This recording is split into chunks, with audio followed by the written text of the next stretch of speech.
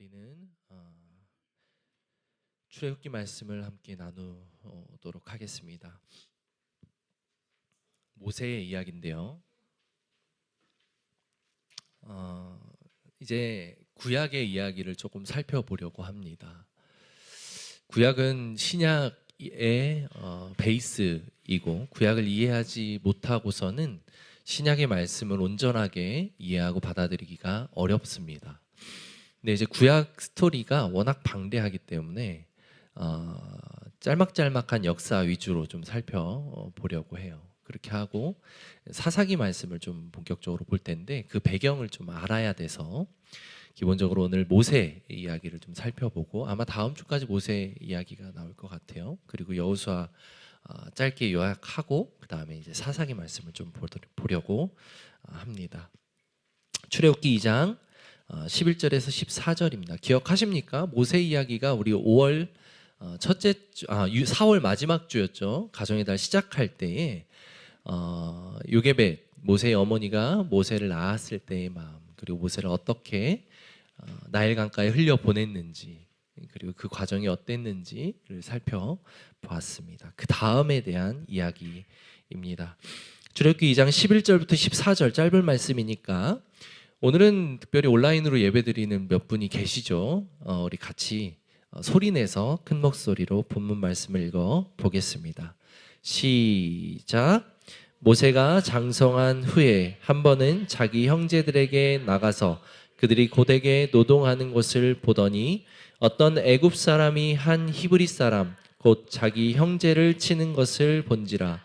좌우를 살펴 사람이 없음을 보고 그 애굽 사람을 쳐 죽여 모래 속에 감추니라. 이튿날 다시 나가니 두 히브리 사람이 서로 싸우는지라. 그 잘못한 사람에게 이르되 내가 어찌하여 동포를 치느냐 하매 그가 이르되 누가 너를 우리를 다스리는 자와 재판관으로 삼았느냐. 네가 애굽 사람을 죽인 것처럼 나도 죽이려느냐. 모세가 두려워하여 이르되 일이 탈로 되었도다. 아멘. 자, 모세는 지금 이집트, 성경에서는 애굽이라고 표현되어 있는 이집트에 살고 있습니다. 모세가 히브리인인데 왜 이집트에 살고 있죠? 짧게 대답하기 어렵죠. 다 아시는데 짧게 대답하기 어려워서 그냥 침묵하고 계시는 거죠. 지금 모세와 히브리인들은 왜 이집트에 살고 있습니까?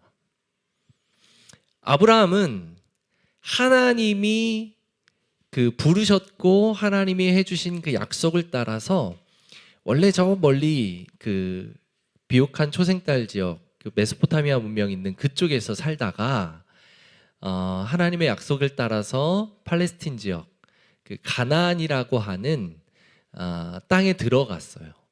그래서 아브라함은 이제 이스라엘 민족, 우리의 이제 믿음의 조상들이죠. 믿음의 조상인 살고 있는 그 가나안 땅에 정착해서 살았습니다.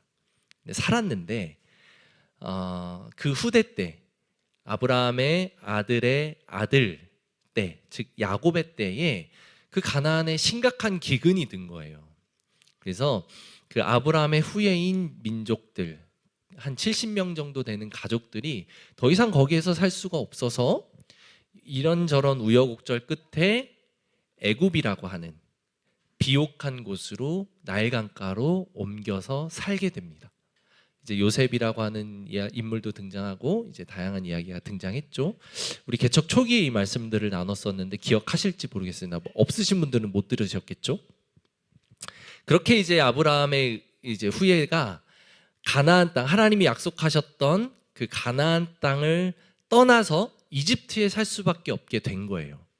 근데 그 이집트에서 이제 살았을 때 처음에는 이집트의 총리였던 요셉으로 인해 아주 후대를 받았어요. 대우를 잘 받고 좋은 땅에서 잘 살았는데 왕조가 이제 바뀔수록 이제 요셉을 기억하는 왕이 이제 없어진 거죠. 역사 속에만 남아있던 인물이 된 거예요. 이제 그렇게 되니까 그 이집트 땅에 살고 있었던 히브리 민족은, 이스라엘 민족은 이제 천대를 받기 시작합니다. 더군다나 그들이 그 이제 민족의 숫자가 기하급수적으로 막 늘어나는 거예요. 애를 엄청 잘 낳거든요, 히브리 민족이. 그리고 애 낳는 거를 사명으로 여겨요.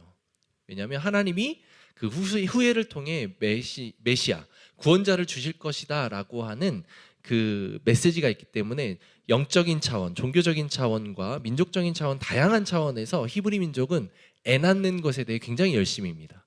아마 지금도 유대인들은 애 낳는 것을 굉장히 열심히 할 거예요. 그래서 그때도 애 낳는 거를 굉장히 열심히 했기 때문에 민족의 숫자가 막 기하급수적으로 불어납니다. 그거를 본 이집트의 왕조들은 어떻게 했겠습니까? 두려웠죠. 그래서 그들을 핍박하기 시작했고 그들을 노예화하기 시작했습니다. 그래서 이스라엘의 그 백성들은 이제 고통 중에 살게 된 거예요. 고통 중에 살다가 이제 모세 시대 때는 급기야 너무 많아지니까 이제 태어난 남자아이들을 다 죽여라 라고 하는 명령을 내리게 됩니다. 그 이집트의 왕이. 그것을 피해서 이제 모세를 살리려고 모세의 부모님은 숨겨서 키우다가 도저히 안 되겠으니 이제 그 갈대 상자 잘 엮어가지고 나일강가에 띄워 보내죠. 그리고 그 딸로 하여금 따라가서 이제 지켜보게 하다가 바로의 그 딸인 그 공주가 이제 그 갈대 상자를 보고 구출해 내는 것까지 살펴보게 됩니다. 그게 이제 지난 5월 이제 4월 마지막 주에 있었던 설교의 내용이었죠. 그리고 나서 이제 모세가 장성한 거예요. 근데 모세는 어머니 요게벳의 손에서 자라게 돼요. 어머니 요게벳이 유모처럼 들어가서 모세를 키우게 됩니다. 그래서 여기 이제 본문에 등장하는 표현을 살펴보니까 11절에 모세가 장성한 후에 한 번은 자기 형제들에게 나아가서 히브리 민족을 자기 형제라고 여기고 살고 있었던 것이 분명합니다. 그러니까 모세는 민족적인 정체성이 있었던 거예요. 형제가 고되게 노동하는 것을 본 것만으로도 가슴이 아픈데 애굽 사람, 즉 이집트 사람이 자기의 형제를 치는 것을 보는 겁니다. 모세는 지금 한 40살 정도 된 상태예요. 모세가 그 40살까지 애굽 왕정에서 애굽의 왕자로서 어떻게 자랐는지를 한번 상상을 해봤습니다. 어땠을까요?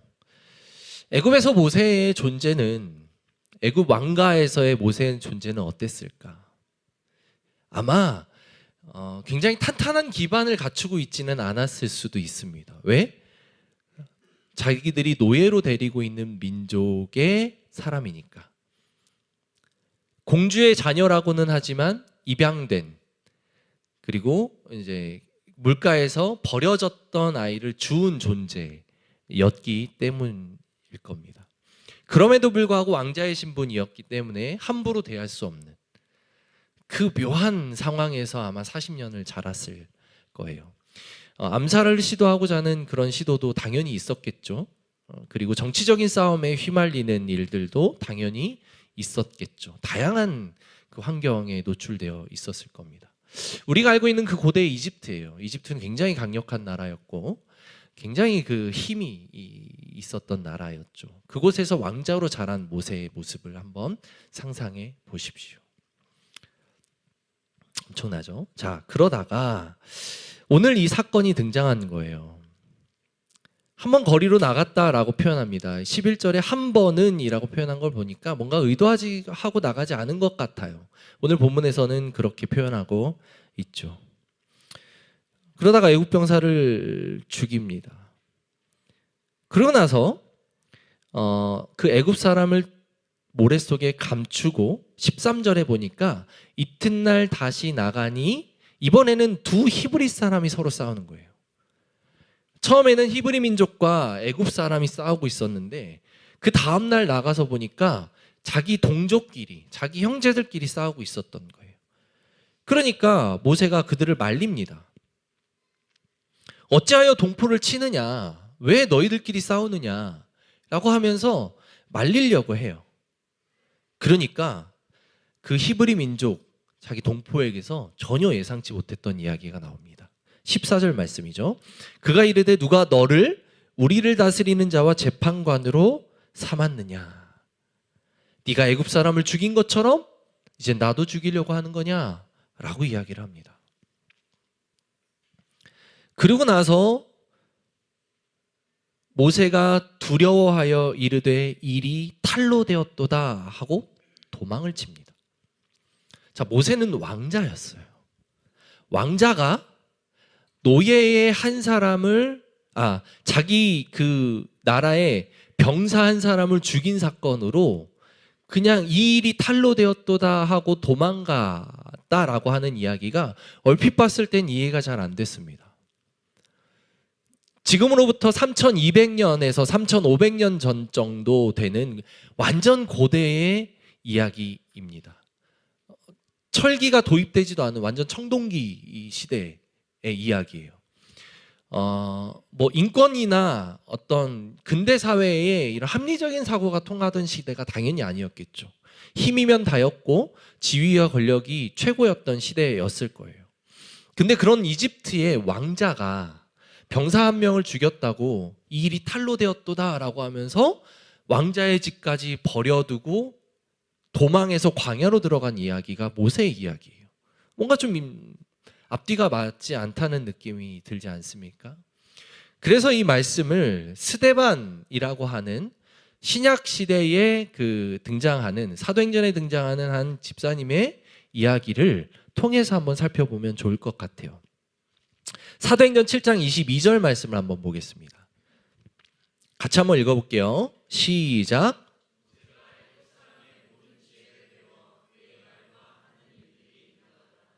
네, 모세는 바로의 딸로 자라납니다. 그래서 바로의 아들로 자라나요.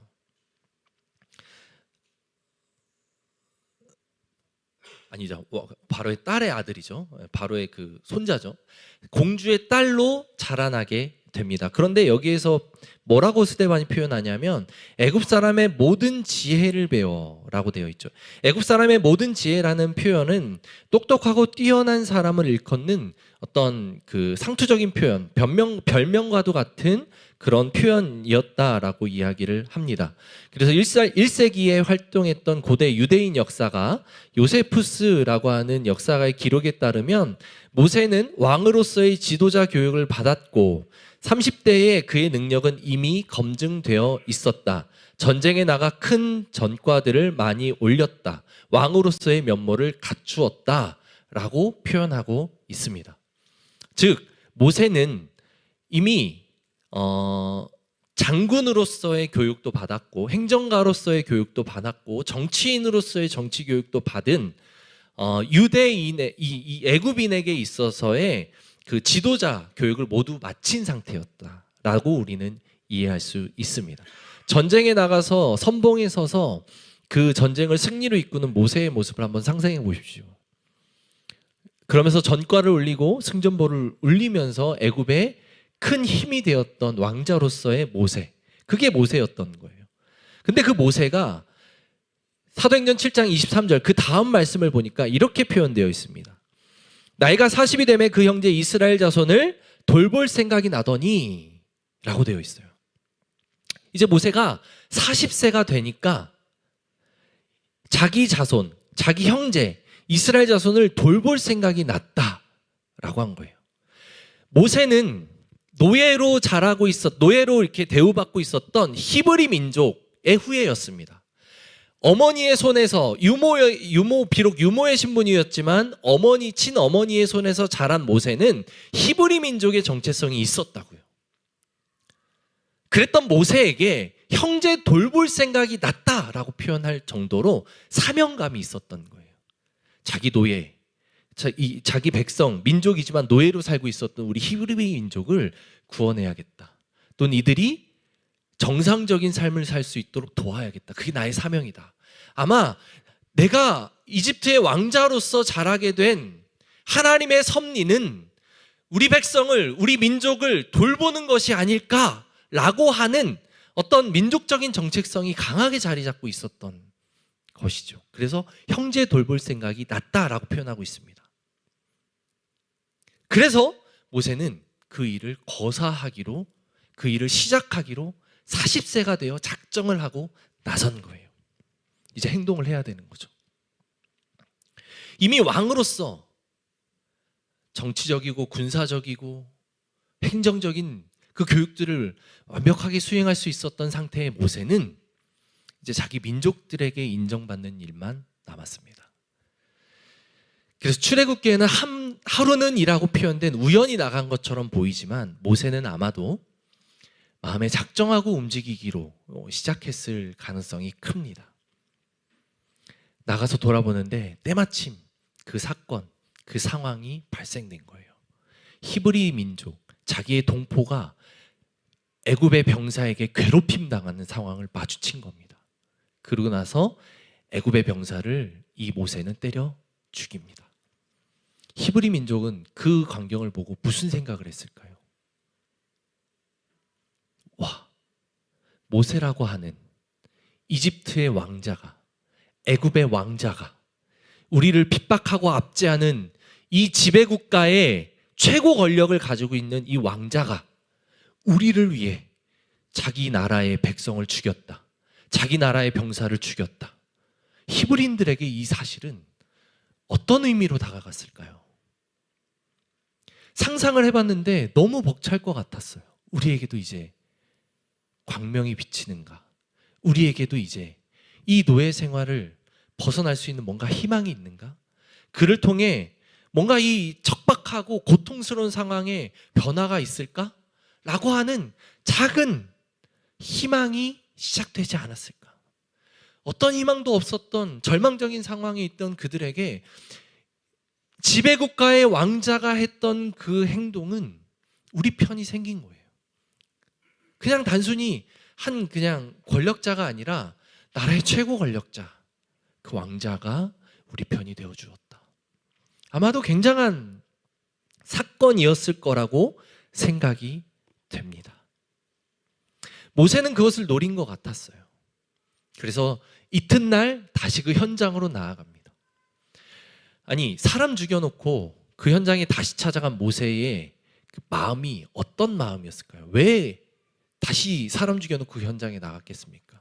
범죄자가 다시 그 현장에 나아가서 뭐 이렇게 그 범죄 현장을 감추거나 또는 뭐 자기가 과연 들통 나갔는지 안 나갔는지 이걸 보러 나갔겠습니까?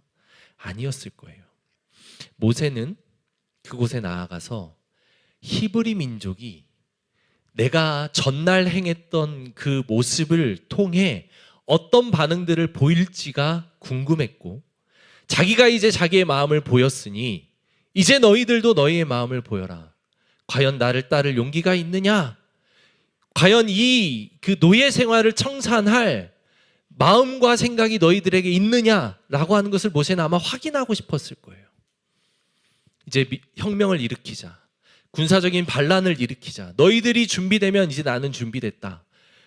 이 이집트의 소나기에서 마수에서 우리는 벗어나자. 아마도 이런 것을 모세는 기대하고 그 자리로 나갔을 수 있습니다.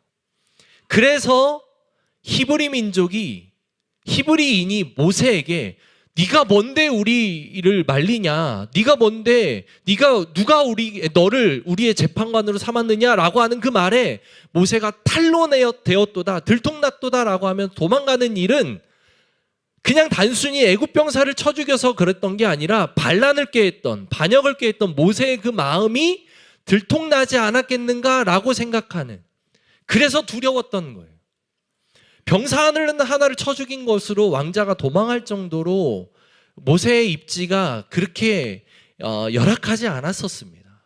단순히 그냥 애굽 사람 한 명 죽인 것이 왕자에게 큰 흠이 되지 않았을 거예요. 그래서 히브리서 11장 24절 25절에 보니까 이렇게 표현되어 있습니다. 믿음으로 모세는 장성하여 바로의 공주의 아들이라 칭함받기를 거절하고, 자, 공주의 아들로서, 왕자로서 자라나서 그냥 그대로 생활하는 것을 모세는 거절했다라고 표현합니다. 그 생활을 청산하기로 모세는 마음먹은 거예요. 믿음으로. 그리고 25절에 보니까 도리어 하나님의 백성과 함께 고난받기를 잠시 죄악의 낙을 누리는 것보다 더 좋아하고, 모세는 노예, 자기 히브리 민족의 편에 서서 그 나라에서 벗어나서 생활하게 될 것을 이미 작정한 거예요. 믿음으로 그것을 취한 겁니다. 그리고 나서 이제 거사를 위해 그런 행동들을 한 건데 예상 밖의 반응의 모세는 너무 당황한 거예요. 누가 너를 우리의 재판관으로 삼았느냐. 모세는 전혀 예상치 못한 반응이었을 거예요. 목숨을 걸었을 겁니다. 자기의 그 안정적인 지위와 궁궐의 그 평안했던 생활과 누릴 수 있는 그 모든 권세를 포기하며 그 자리로 나아가려 했는데 히브리 백성들은, 이스라엘 백성들은 그것을 몰라줬어요. 누가 너를 우리의 재판관으로 삼았느냐? 누가 너를 우리의 지도자로 삼겠다고 했느냐? 네가 뭔데 나서서 이러고 있느냐라고 이야기를 하는 거예요. 모세는 충격을 받고 광야로 도망치게 됩니다. 탈로 되었도다. 일이 탈로 났도다. 모세의 문제는 무엇이었습니까? 애굽의 지도자로서 우리가 생각하는 세상적인 지도자, 세상적으로 성공할 만한 모든 요건들은 모세는 아마 다 갖추고 있었을 거예요. 지식도 갖추고 있었고 정치력도 있었을 거고 아마 세력도 있었을 거예요. 히브리 민족들이 작정만 했다면 모세를 도와서 같이 거사를 치를 만한 재정도, 군사력도 아마 모세는 다양한 측면에서의 준비를 이미 마쳤을 수 있습니다. 자기의 생각과 자기의 계산대로. 그런데 모세는 딱 거기까지만이었어요. 하나님께서 일하시는 방법에 대한 이해가 모세는 전무했습니다. 세상적으로 준비는 완벽했을 수 있어도 하나님의 도구로서의 모세는 너무도 부족했던 거예요. 자기 힘으로, 자기의 지혜로, 자기의 능력으로, 자기의 경험으로. 그게 모세의 한계였습니다. 하나님이 일하시지 않는 상태에서의 거사는 모세는 감당할 수가 없었던 거예요. 그래서 하나님은 모세를 광야 학교로 보냅니다. 미디안 광야로 도망가요. 이제 광야 학교에서 광야에 들어가서 모세는 하나님께서 사용하시기에 합당한 도구로서 훈련받기 시작합니다. 그것은 겸손, 온유, 충성, 그리고 하나님의 지혜입니다. 우리가 광야에서의 이집트의 손에서 벗어나서 출애굽한 이스라엘 백성들이 광야에서 40년 동안 어떻게 헤매고 어떻게 살았는지를 우리는 너무나도 잘 알고 있습니다. 그 광야에서의 기간을 생각해 보면 모세가 하나님으로부터 이 온유와 충성과 절제와 겸손과 지혜를 배우지 않았더라면 그 광야 40년을 과연 모세가 감당할 수 있었겠는가? 불가능한 일이죠. 하나님 그것을 미리 보셨고 그런 준비가 필요했음을 아셨기에 그때 거사를 허락하지 않으신 거예요. 근데 모세에게는 과연 그것이 받아들일 수 있는 환경이었는가? 아마 고통스러웠을 거예요. 하나님 왜 내가 모든 것을 포기하고 하나님께 드리고자 내 인생을 이렇게 바치려고 작정하고 목숨 걸고 나섰는데 왜 하나님 일하시지 않습니까? 도대체 하나님 나한테 왜 그러십니까? 그렇게 절망스럽지 않았을까요? 아주 고통스러웠을 겁니다. 모세로 들어간 광야로 들어간 모세. 그래서 모세는 광야에서 혹독한 고난을 받습니다. 그렇게 이제 광야로 들어가게 되는데 광야는 사실 성경에서 아주 중요한 장소입니다. 아마 많이 들어보셨을 텐데 히브리어로 미드바르라고 하는 게 광야의 그 단어예요. 근데 드바르라고 하는 단어는 말하다라고 하는 표현인데, 광야에서 무슨 말하다라는 표현이 있을 수 있겠습니까? 성경에서 광야는 하나님께서 말하는 장소라고 하는 상징성이 있습니다. 광야는 하나님의 음성밖엔 들을 수가 없는 곳이에요.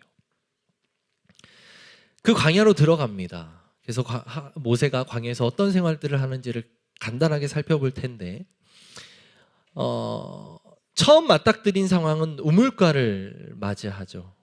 그 우물가에서 미디안 제사장의 7명의 딸이 우물에서 물을 기르러 나옵니다. 그런데 다른 목자들이 그 여인들을 쫓아내는 광경을 목격합니다.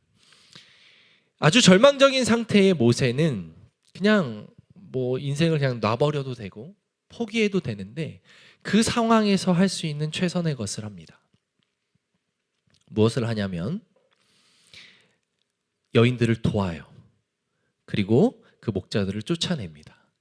모세는 지금 나이는 40살이고 이스라엘 최고의 전사로서 불리던 사람이었습니다. 장군이었죠. 전쟁을 아마 수도 없이 치렀을 거예요. 근데 그 목자들을 그냥 내쫓아요. 물론 전쟁이 아니었기 때문에 죽이지 않은 것은 어쩌면 당연한 모습일 수 있지만, 거칠게 행동하거나 또는 그 이상의 과한 행동을 하지 않고, 또 그 여인들을 돕지 않는 소극적인 모습을 보이지도 않고, 그냥 모세는 적절하게 그 상황에서 할 수 있는 일을 딱 합니다. 쫓아내서 그 여인들을 도와요. 그리고 그 여인 중에 한 명인 십보라와 혼인을 하게 되죠.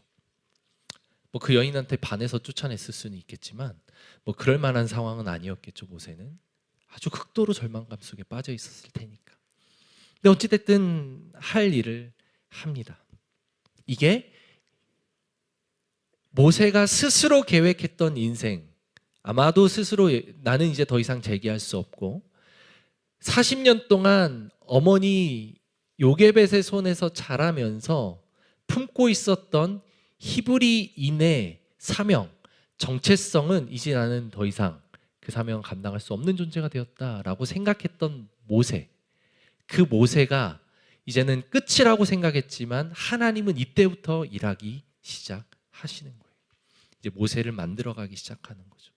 그래서 인생의 절망 가운데 빠져 있는 우리 성도님들이 있다면, 정말 고통스러운 상황 가운데 있다면 그때가 하나님이 일하시기 시작하는 때라는 사실을 기억하시기 바랍니다. 내 계획대로 되는 것은 아무것도 없습니다. 내 힘으로 할 수 있는 것 아무것도 없어요. 그렇게 모세는 십보라랑 결혼하고 2명의 아들을 두게 되는데, 첫 번째 아들의 이름은 게르솜이고 두 번째 아들의 이름은 엘리에셀입니다. 첫 번째 아들의 이름은 출애굽기 2장에 등장하고, 두 번째 아들은 출애굽기 18장에 아주 나중에 후반기에 등장을 합니다. 첫 번째 아들의 이름의 뜻, 게르솜의 이름의 뜻은 아주 재밌습니다. 뭐라고 표현되어 있냐면, 게르솜은 이방인의 객이라고 하는 의미예요. 자기는 이방으로 쫓겨났고 거기에서 객으로 있는 존재다 라고 하는 실망스럽고 절망스럽고 하나님이 원망스러운 그런 모세의 감정과 심경이 표현되어 있는 이름이에요. 게르솜. 그런데 출애굽기 18장에 등장하는 엘리에셀이라고 하는 이름의 뜻은 하나님이 나의 도움이다 라고 하는 뜻입니다. 엘리는 하나님이고 에셀은 도움이라는 표현이죠. 모세는 그 출애굽기 2장과 출애굽기 18장 그 사이 대략 한 그 40년 정도의 기간 동안, 40년까지는 안 되겠죠. 엘리에셀이 나이가 있으니까. 그 기간 동안 처음에는 절망스럽고 좌절을 경험하다가 하나님과 교제하고 광야에서 하나님이 어떻게 일하시는지, 이 자연을 지으신 하나님의 위대하심이 어떠하신지, 하나님의 도움 없이는 내가 단 한순간도 살 수 없는 존재구나 라는 것을 깨달아가며 그 광야에서의 생활을 해냈던 모세에게는 진짜 하나님 나의 도움이시구나 라고 하는 것을 깨닫고 그것을 자기 아들을 통해 고백하게 되는 것이지요. 하나님께 귀를 기울이시기를 소망합니다. 여러분들이 능력이 아무리 뛰어나고 사회적인 배경이 훌륭해도 절대 하나님 도움 없이는 성공할 수 없습니다. 승리할 수 없어요. 모세와 같은 세계 최고의 권력과 힘과 배경과 교육을 받았다 하더라도 될 수 없는 일들이 수두룩빽빽합니다. 그때 우리가 배워야 되는 것은 하나님의 도움이에요. 하나님의 개입하심입니다. 광야의 얼굴은 굉장히 다양합니다. 여러분들이 지나고 있는 광야는 어떻습니까? 아주 다양하고 척박하고 여러 가지 힘든 상황 속에서 우리는 무엇을 바라보며 가야 됩니까? 결국에는 하나님께서 승리로 이끄실 것인데 그 승리하신 영광을 바라보는 게 아니라 모세가 했던 것처럼 그날 양을 치고 우물가에서 고통받았던 여인들을 돕고 하나님의 일하심을 보고 하나님의 때를 기다리며 그날 충성하는 모습을 보이는 것, 그게 하나님의 일을 준비하는 자들의 해당하는 모습이에요. 육체적인 고통의 시간을 겪고 있는 그 육체적인 광야를 지나고 있는 분들이 있을 수도 있습니다. 아니면 재정적인 광야를 지나고 있는 분들도 있을 수 있습니다. 아니면 자녀가 주는 아픔으로 광야를 지나고 있는 분들도 있을 수 있습니다. 아니면 취업이나 진로의 문제로 광야를 지나고 있는 분들이 있을 수 있죠. 어떤 형태로 광야를 지나고 있는지 모르겠지만 중요한 것, 이 원리를 기억하시기 바랍니다. 광야는 하나님이 말씀하시는 곳이다. 하나님의 음성을 들으십시오. 기도하고 하나님의 말씀을 보고 거기에서 주시는 하나님의 위대하심, 하나님이 어떻게 일하시는지, 그 하나님의 위대하심에 비추어 보면 나는 너무도 보잘것없는 인간이구나라는 것을 깨달으며 하나님을 의지하는 법, 온유함, 충성, 절제, 지혜, 그런 것들을 배워가며 지금 이 기간을 보내는 거예요. 여러분들, 세상에서의 스펙들 절대 의지하지 마십시오. 그걸로 성공할 수 있는 것 아닙니다. 성공해도 고통스러워요. 하나님의 백성들은 하나님의 방법이 있습니다. 그것을 따르는 저와 여러분들 되기를 소망합니다. 그렇게 광야를 통과하게 되죠. 그러고 나서 모세는 놀라운 변화들이 나타납니다. 출애굽기 이제 3장, 4장에 걸쳐서 이제 하나님이 모세를 일으켜 세우시고 출애굽하기 위한 도구로 모세를 이제 쓰시기로 작정합니다. 이제 때가 되었습니다. 이제 모세를 통해 애굽 백성들을 거기서 구출해 내서 진짜 하나님이 약속하신 가나안 땅이라고 하는 곳으로 보내야 돼요. 그래서 모세를 이제 불러 일으키십니다. 그때 이제 모세가 하나님 앞에 했던 이야기들을 이제 성경 네 구절을 좀 모아서 가져와 봤습니다. 쭉 한번 우리가 같이 한번 읽어볼게요. 출애굽기 3장 11절입니다. 한번 읽어볼게요. 시작.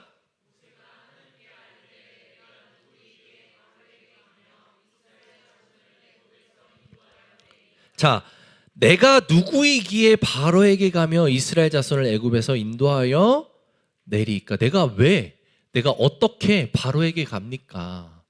내가 바로에게서 도망쳤던 그 사건을 보면 나는 바로에게 있어서 반역자인데, 반역을 꾀했던 사람인데 어떻게 바로에게 갑니까? 물론 그 바로가 모세의 할아버지는 아니었을 거예요. 그건 아니었을 거예요. 아마 형제였던 자거나 또는 그 이제 후대에서 나온 왕이었겠죠. 근데 어떻게 내가 그에게 갑니까? 철저하게 자기의 세상적인 스펙들은 무너져 있음을 자각하고 있습니다. 내가 왕년에 이러면서 과거에 있었던 영광에 사로잡혀서 현재를 보지 못하는 게 아니라 현재 자기의 주소를 너무도 명확하게 자각하고 있는 거죠. 자, 그 두 번째 13절 말씀입니다. 한번 보겠습니다. 시작.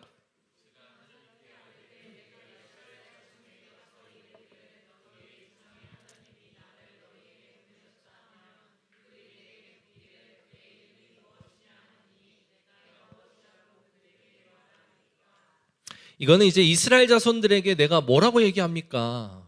이거는 약간 삐진 듯한 그 상황이기도 한 것 같아요. 왜냐하면 이거는 앞서서 우리가 같이 읽었던 내용하고 오버랩되죠. 이스라엘 백성들이 누가 너를 우리의 재판관으로 삼았느냐라고 이야기했던 것이 모세에게는 아마도 상처로 남아있을 거예요. 그 당시에도 이집트의 왕자로 있었을 때에도 이스라엘 백성들은 나를 지도자로 거부했는데 이제 80 노인된 나를 40년이나 지나서 아마 나의 존재를 기억하지도 못할 그들에게 가서 내가 뭐라고 이야기를 해야 됩니까? 라고 지금 말하고 있는 장면이에요. 비슷한 맥락의 4장 1절 말씀입니다. 한번 보겠습니다. 시작.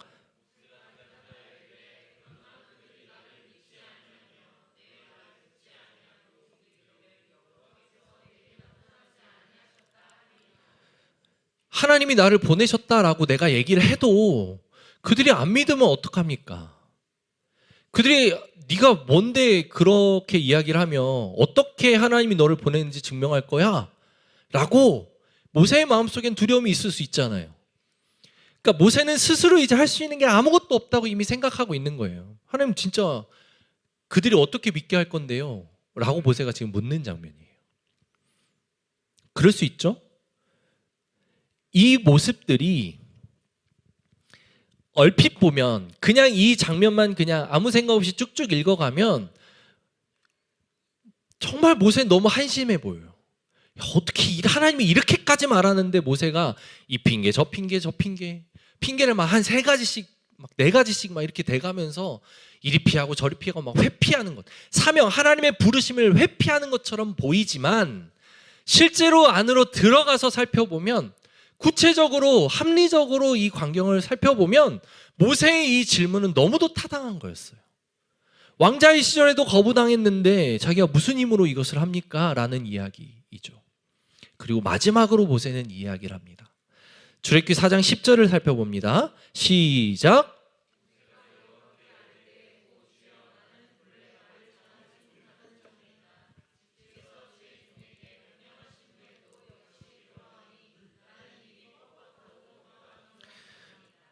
말을 잘하지 못하는 자래요. 혀가 뻣뻣하고 입이 뻣뻣하고 혀가 둔하대요. 하나님이 아론을 붙여주시죠. 말 잘하는 아론이 있으니까 아론하고 가라 이렇게 얘기를 하시죠. 근데 사실 모세는 말을 못하던 사람이 아닙니다. 사도행전 7장 22절을 살펴볼게요. 준비 시작.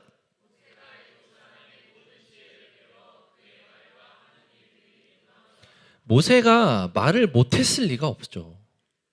지도자로 교육을 받았고 훈련을 받았던 사람인데, 전쟁을 지휘했던 장수였는데, 그리고 실제로 출애굽기에서 모세가 백성들을 이끌고 모세의 하는 말이나 신명기에 나오는 모세의 설교들을 들으면 말을 못하던 사람은 아닙니다. 당연히 그렇죠. 근데 모세는 그렇게 이야기를 해요. 이게 무슨 얘기입니까? 내 말이 과연 먹히는 상황일까요?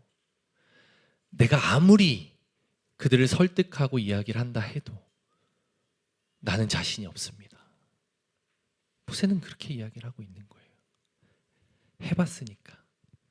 그 좌절감을 너무나 잘 아니까 그렇게 모세는 이야기를 하고 있는 상황입니다. 지금 이 모세의 모습이 어떻습니까? 무기력해 보입니까? 아니면 한심해 보입니까? 성경을 이 부분을 연구하지 않고 그냥 출애굽기만 열심히 봤을 때는 한때는 그런 생각도 해본 적이 있어요. 하나님이 이렇게까지 하신다고 하는데 모세는 왜 이렇게 자꾸 피하려고만 하는가 살펴봤어요. 근데 그렇지 않더라고요. 광야 40년은 모세에게 절망감 속에서 하나님의 일하심을 경험하는 너무도 중요한 학교였어요. 그 학교에서 모세는 하나님의 전능하심에 대해 뼛속 깊이 체감하며 하나님의 일하심 없이는 우리 인생은 존재할 수조차 없는 미약한 인생이구나. 앞서 40년은 인간적인 교육으로 완전해질 수 있는 상황이었다면 이후 광야 40년은 하나님 앞에서의 그 절대자 앞에서의 미력한 인간의 모습을 체감하는 극과 극을 경험하는 그런 현장이었어요. 그 두 현장을 경험한 모세는 이제 준비가 된 거예요. 하나님 보시기에. 근데 모세 스스로에게는 스스로 할 수 있는 것은 아무것도 할 수 없다라고 하는 절망을 경험했던 시기였기에 하나님의 누구보다도 확실한 사인이 필요했던 거예요. 그것을 모세는 끊임없이 요구했던 거예요. 진짜 해줄 거예요, 하나님? 진짜 우리와 동행해 줄 거예요? 진짜 이스라엘 백성들이 거부할 때 그때 하나님이 나타나서 증명해 주실 겁니까? 내가 말을 해서 설득하려고 할 때 그 설득이 안 통할 때 하나님이 그들을 설득해 주실 겁니까? 확인해야만 했던 거예요. 그만큼 하나님 없이는 안 돼요 라고 하는 고백을 절절하게 하고 있었던 거예요. 그러자 하나님이 그것을 수락합니다. 여러 번 걸쳐서 설득해서 모세를 보내요. 그리고 나서 우리가 알고 있는 그 애굽의 10가지 재앙을 만나게 되고, 그 10가지 재앙은 바로를 설득하는 과정이 아니에요. 내보낼 수밖에 없는 환경을 조성하기 위한 과정이 아닙니다. 바로 이스라엘 백성들에게 하나님의 어떠하심을 보여주는 과정이에요. 출애굽하는 과정에서 나타난 10가지 재앙의 사건이 없었다라고 하면 이스라엘 백성들이 과연 모세를 신뢰할 수 있었겠습니까? 하나님을 신뢰할 수 있었겠습니까? 노예로 400년을 살았던 노예 근성에 찌들어 있던 이스라엘 백성들이 어떻게 하나님의 전능하심을 믿을 수 있었겠어요? 그 출애굽 10가지 재앙의 사건은 바로 그런 의미가 있는 거예요. 아마 모세에게도 그런 의미가 있었겠죠. 하나님 이렇게 실제로 일하시기 시작하셨구나. 절절하게 경험하고 배우는 과정이었을 겁니다. 그렇게 모세가 하나님께 쓰임을 받고 드러나게 됩니다. 광야의 기간 하나님 앞에서 우리의 모습이 적나라하게 드러나는 과정입니다. 혹시나 광야를 지나고 있다면 그 광야의 기간을 통해 내가 훈련되고 하나님 앞에 내가 적나라하게 드러난다라고 하는 것을 받아들이시고 그 상황 속에서 말씀하신 하나님의 음성과 하나님의 일하심에 귀를 기울이는 우리 고백교회 성도님들 되기를 축복합니다. 하나님은 우리를 망가뜨리기 위해 광야로 내모시는 분이 아니에요. 힘든 상황이 있다면 그 상황 속에서 하나님이 원하시는 바가 있다라는 것을 기억하고 그 사실에 집중하시기 바랍니다. 하나님의 일하심을 목도하는 우리가 되기를 소망합니다. 그래서 모세는 이제 약속의 땅으로 들어가기 직전에 백성들에게 이런 고백을 합니다. 신명기 8장 2절입니다. 같이 한번 읽어볼게요.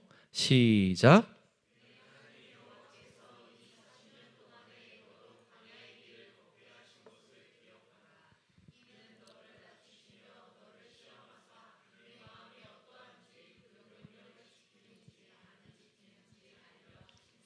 이거는 이스라엘 백성들에게 설교처럼 한 내용이지만 사실은 모세의 고백이에요. 그 40년은 이스라엘 백성들이 광야에서 40년 헤맨 것에 대한 이야기이면서 동시에 자기가 광야에서 미리 경험했던 40년 동안 하나님의 약속을 지키는지 아니 지키는지 시험하기 위함이다. 하나님의 말씀을 듣는지 아니 듣는지 보기를 원하심이라. 여러분들이 경험하고 있는 광야는 그런 의미라는 사실을 반드시 기억하시고 그 광야를 승리로 그리고 하나님의 기뻐하시는 모습대로 잘 이끌어가는 우리 고백교회 성도님들 되기를 축복합니다. 우리 이 찬양 같이 합시다. 아까 주만 의지해라고 하는 의지했던 모든 것 변해가고 억울한 마음은 커져가네 라고 하는 이 찬양이 모세의 그 심정을 이야기하는 것 같았어요. 내가 생각하고 내가 의지하고 내가 계산했던 그 모든 것들이 변해갈 때 그때 우리는 어떻게 해야 되는가? 제 유혹이 있을 수 있고 다양한 세상적인 계산과 상황들로 우리를 몰아갈 수도 있지만 그때 우리는 하나님만 의지하는 법을 배워야 됩니다. 절대 내 계획, 내 계산, 내 생각으로 되지 않는다는 사실 기억하십시오. 하나님을 의지하는 법을 배우십시오.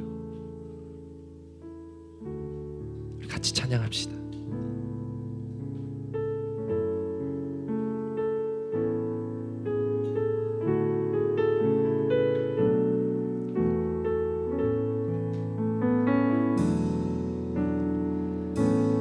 의지했던 모든 것 변해가고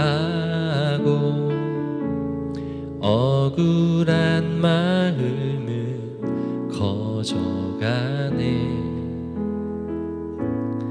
부끄럼 없이 살고 싶은 맘 주님 아시네.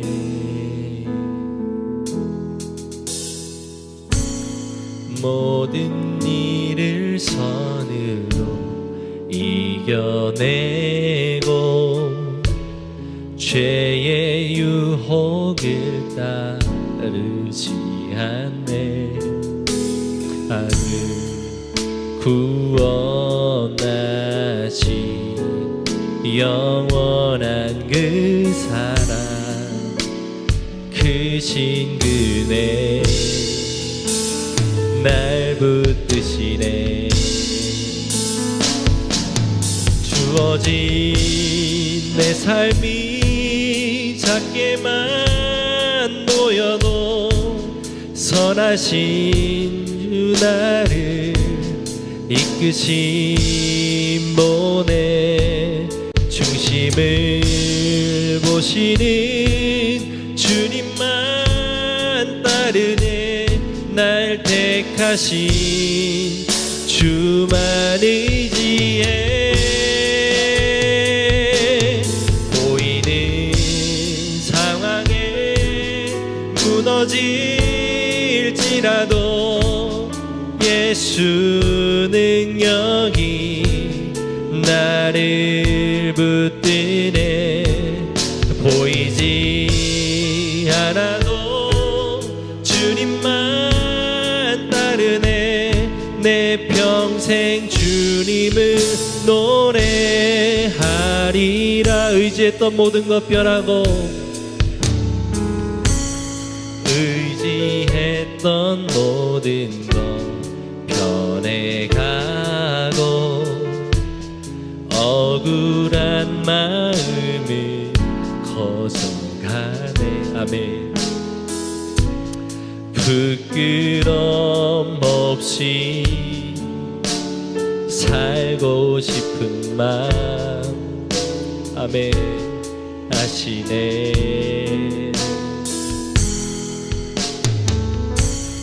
모든 일을 선으로 이겨내고 죄의 유혹을 따르지 않네. 나를 구원하신 영원한 그 사랑 크신 그네 날 붙드시네. 아멘. 주어진 내 삶이 작게만 보여도 선하신 주 나를 이끄신 보내. 중심을 보시는 주님만 따르네. 날 택하신 주만 의지해. 아멘. 보이는 상황에 무너질지라도 예수 능력이 나를 붙드네.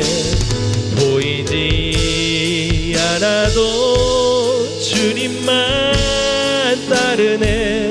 내 평생에 노래하. 주어진 내 삶이 작게만 보여도 주어진 내 삶이 작게만 보여도 선하신 주 나를 이끄심 보내 중심을 보시는 주님만 따르네 날 택하신 주만 의지해 아멘 보이는 상황에 무너질지라도 예수 능력이 나를 붙드네 보이지 않아도 주님만 따르네 내 평생 주님을 우리 한 번 더 주어진 내 삶이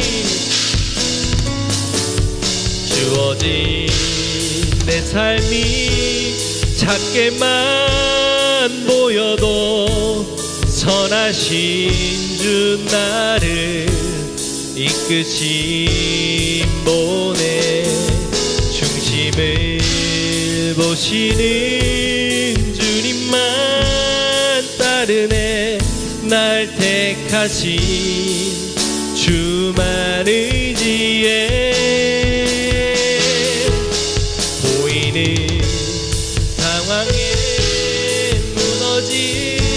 무너질지라도 예수 능력이 나를 붙들네 보이지 않아도 주님만 따르네 내 평생 주님을 노래하리라. 우리 하나님 앞에 기도하며 나아갑시다. 의지했던 모든 것이 변하고 억울한 상황에 처할 수 있습니다. 내가 기대고 있었던 모든 것들이 허물어져 갈 수 있습니다.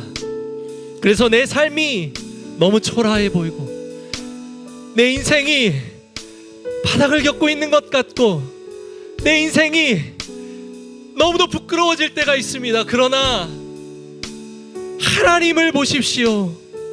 선하신 주님이 나를 이끄심을 기억하십시오.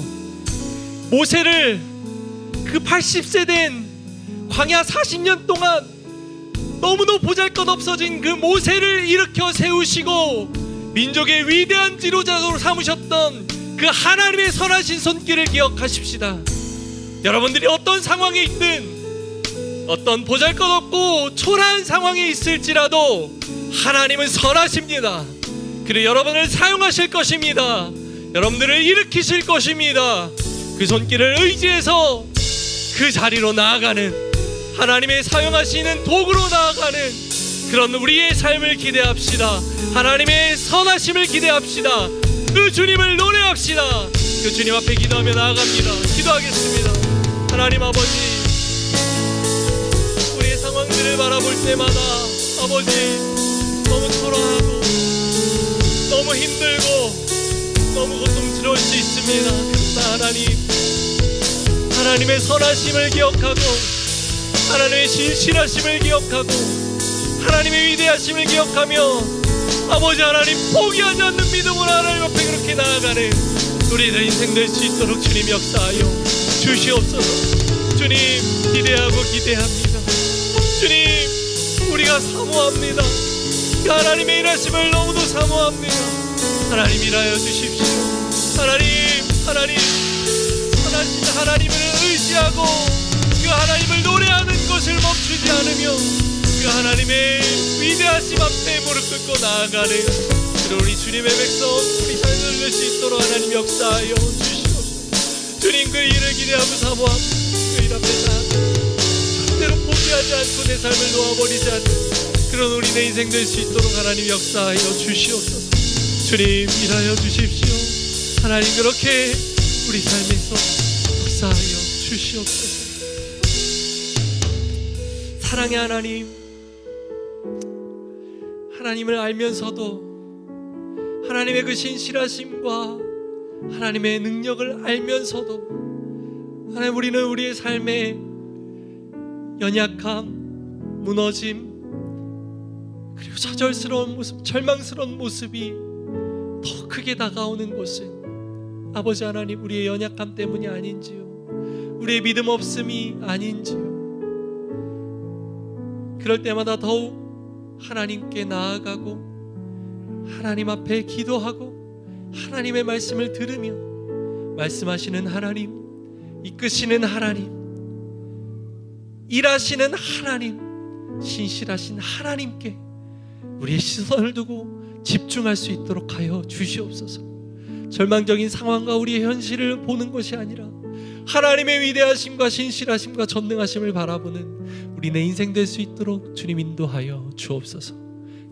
그리하여 힘을 얻고 능력을 얻고 이 삶에서 일하시는 그 하나님을 의지하여 궁극적으로 승리할 수 있도록 이끄시는 그 하나님의 일하심을 의지하는 우리 인생 되게 하여 주옵소서. 감사드리며 살아계신 예수님의 이름으로 기도합니다. 이제는 우리를 구원하신 예수 그리스도의 은혜와 하나님의 사랑과 성령님의 교통하심이 사랑하는 우리 교회교회 모든 성도님들 위해